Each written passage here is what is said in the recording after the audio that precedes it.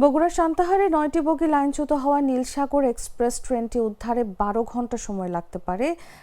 এই সময়ে ওই রুটের যাত্রীদের জন্য বিকল্প হিসেবে ট্রান্সশিপমেন্ট পরিকল্পনা নিয়েছে বাংলাদেশ রেলওয়ে। বুধবার রাতে এসব তথ্য জানিয়েছেন বাংলাদেশ রেলওয়ের অতিরিক্ত মহাপরিচালক মোহাম্মদ নাজমুল ইসলাম। তিনি জানান, রেল যোগাযোগ স্বাভাবিক না হওয়া পর্যন্ত যাত্রীরা ট্রেন পরিবর্তন করে গন্তব্যে পৌঁছাবেন।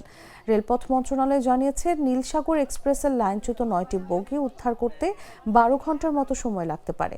আপাতত ট্রান্সশিপমেন্ট হবে, অর্থাৎ পঞ্চগড় থেকে যে ট্রেন আসছে এবং ঢাকা থেকে যে ট্রেনটি যাচ্ছে, দুর্ঘটনার স্পট থেকে যাত্রীরা উক্ত ট্রেন পরিবর্তন করে যাত্রা করবেন।